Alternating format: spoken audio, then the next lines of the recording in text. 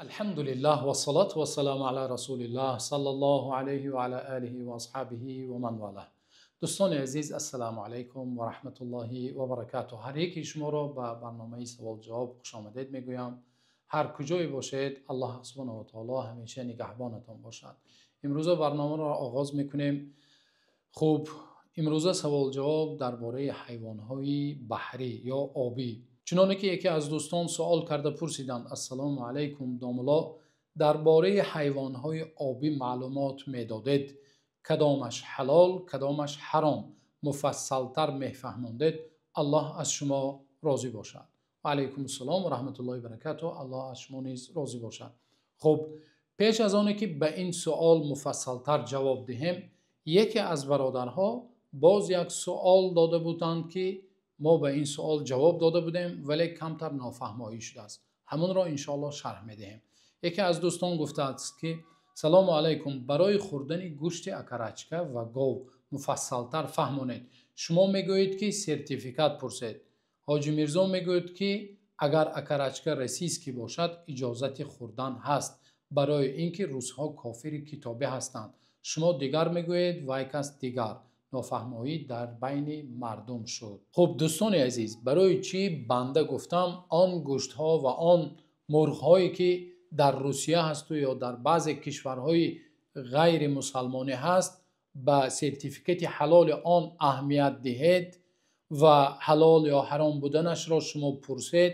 برای چی این سخن را گفتم؟ زیرا اینکه دوستان عزیز، اگر ما خوب جدی دقت دهیم و اهمیت دهیم، کشوری به مانند روسیه اگر ما پیشتر ببینیم، قانون آنها قانون اهل کتاب بود، حکومت آنها حکومت انجیلی بود و همه کشتنهای آنها و قانونهای آنها موافق اهل کتاب بود.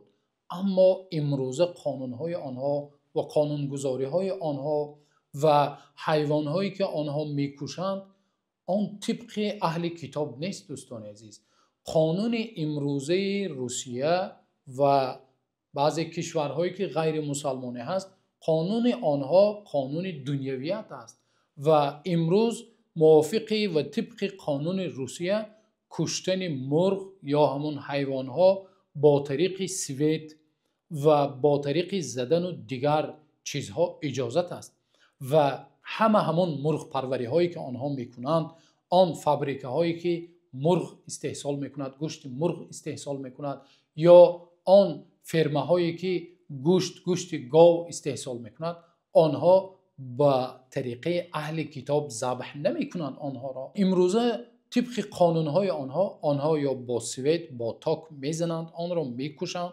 یا با سر همون اگر گاو بقه کلان باشد به سر آن با یک پیستلت به همون اپاراتی که آن را میکشد یا بیهوش میکند و از هوش میرواند و تماما میکشد گاوها، با همون زده آن را چیکار میکنند؟ سپس یا ذبح میکنند یا ذبح نمیکنند. همین طور است. و حتی گاه میشود که مرغ ها را بعضی نفرها گفتند ما دیدیم که سرش از تنش جدا نیست، سرش ایستاده است، بریدگی نیست. آن مرغ چگونه ذبح شده است؟ اگر ما آنها را اهل کتاب گوییم، اهل کتاب سرش را میزنند و ذبح میکنند. بنابراین قانون امروزه آن کشورها برایشان اجازت میدهد که با یک طریقه آن را کشند که ذبح اهل کتاب با آن مطابقت نمیکنند. بنابراین بنده گفتم که شما باید سرتیفیکت حلال آن را جستجو کنید. والله تعالی اعلم. خب، اکنون دوستان عزیز میگذاریم به سوالی که امروز به همون جواب میدهیم. حیوانهای بحری. البته آیت ها آمده است، احادیث پیامبر صلی الله علیه و سلم در این بابت آمده است. الله سبحانه و تعالی میفرماید در سوره مائده آیه 96: احل لكم صید البحر و طعامه، برای شما صید بحر یا همون شکار بحر و طعام آن چیزی که خود بحر بیرون میبرارد برای شما چه است؟ حلال شده است. و همچنین پیامبر صلی الله علیه و سلم وقتی از بحر میپرسند، صحابه ها پیامبر صلی الله علیه و سلم میگن هو الطهور ماؤه الحل میتته. بحر گفتند آبش چه از پاک است و پاک کننده هست، همچنین و الحل میتته میتش چی است؟ حلال است. ماهی که ما ماهی را ماهیگیری میکنیم وقتی میمورد شرط نیست که ما او را ذبح کنیم. بنابراین پیامبر صلی الله علیه و سلم چی گفتند؟ الحل میتته، میتش حلال است. خب اکنون طبق مذهب ابو حنیفه رحمت الله علیه، طبق مذهب ابو حنیفه هر چیزی که نام ماهی را در بر میگیرد، در بحر هست، نام ماهی را در بر میگیرد، حلال است. چنانه که امام سرخسی در مبسوط میگویند جمیع انواع السمک حلال الجریث والمارهیج و غیره فی ذلك سواء. جمیع نمودهای ماهی، یعنی تمام نمود ماهی حلال است میگویند امام سرخسی حنفی در کتاب مبسوط.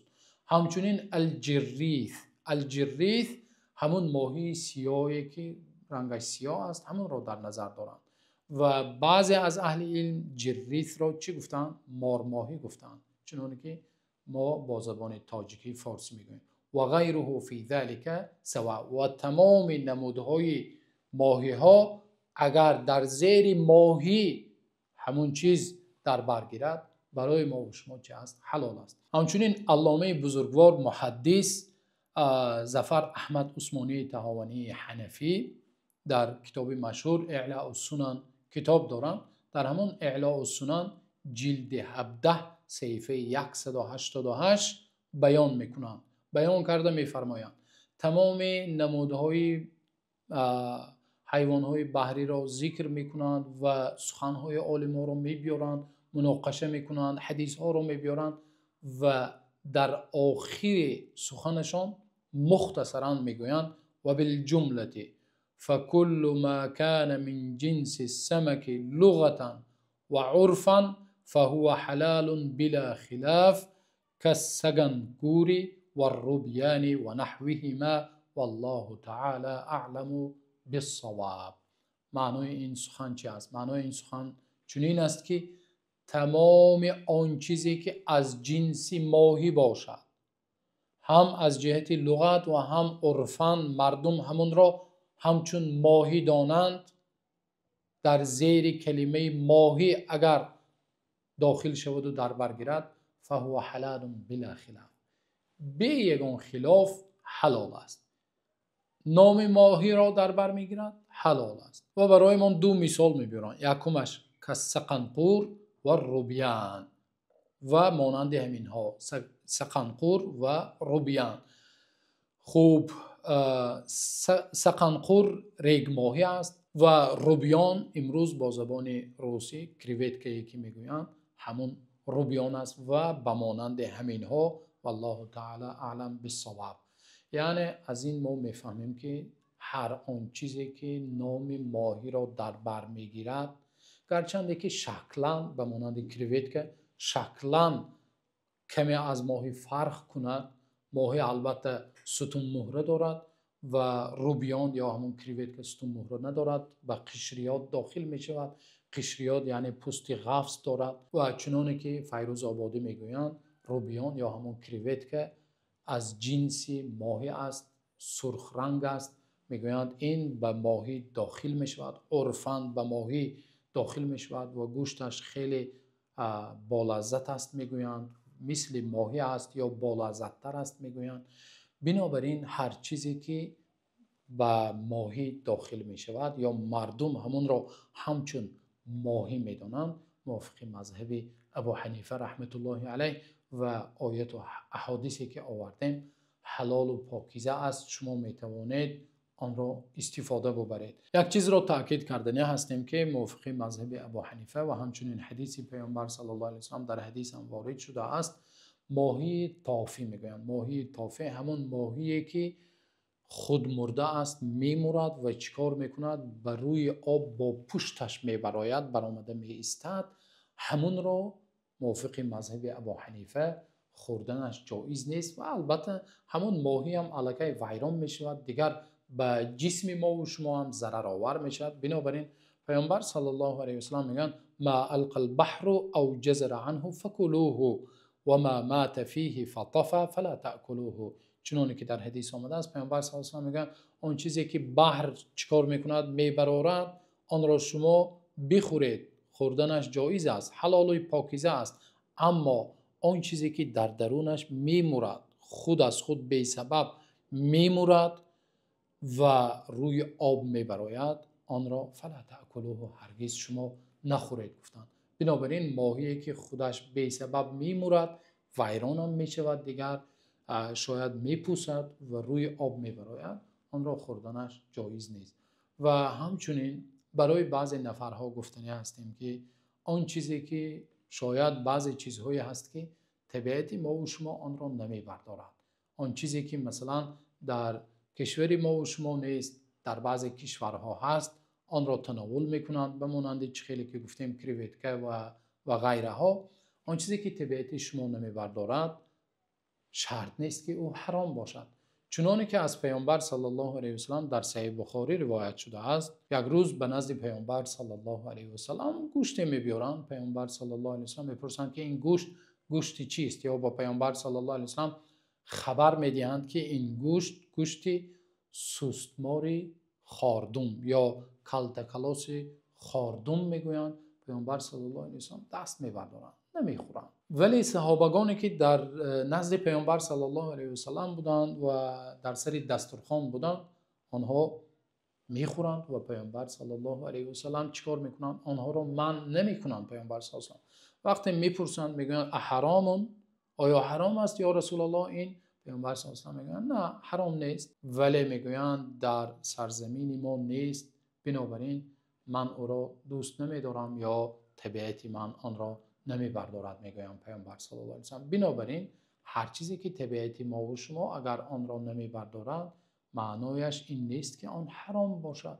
بنابراین در بعضی کشورها بعضی چیزها را میخورند، مادامی که در قرآن کریم یا در احادیث پیامبر صلی الله علیه و سلم حرام نگفتند ما نباید آن را حرام گوییم. چنانه که در حدیث صحیح از پیامبر صلی الله علیه و سلم روایت شده است که پیامبر صلی الله علیه و سلم میگن ما احل الله فی کتابه فهو حلال و ما حرم فهو حرام و ما سکت عنه فهو عفو فاقبلوا من الله عافیته. پیامبر صلی الله علیه و سلم میگن آن چیزی که الله حق سبحانه و تعالی در کتابش آن را حلال کرده است آن حلال است، آن چیزی که الله در قرآن کریم آن را حرام گفته است آن حرام است. و ما سکت عنه، آن چیزی که الله سکوت کرد بیان نکرد حکمش را، پیامبر صلی الله علیه و سلم میگن عفو خداوند است، خداوند عفو کرده است، فراموش نکرده است. میگویند فان الله لم یکن لینسى شیئا و تلا و ما کان ربک نسیا. پیامبر صلی الله علیه و سلم آیات را تلاوت کردند گفتند و ما کان ربک نسیا، پروردگار هرگز فراموش خاطر نیست، فراموش نمیکند الله حق سبحانه و تعالی. و پیامبر میگن عفو خداوند را شما قبول کنید. بنابراین هر آن چیزی که طبیعت ما و شما نمیبردارد ولی در قرآن کریم حلال گفته است الله یا حرام نگفته است، ما نباید آن را چی گوییم؟ حرام بگوییم. بنابراین از الله سبحانه و تعالی دعا میکنیم که الله سبحانه و تعالی لقمه ما و شما را همیشه حلال بگرداند و الله سبحانه و تعالی ما و شما را همیشه بر راه صراط المستقیم استوار بگرداند. تا برنامه دیگر الله نگهبانتان باشد.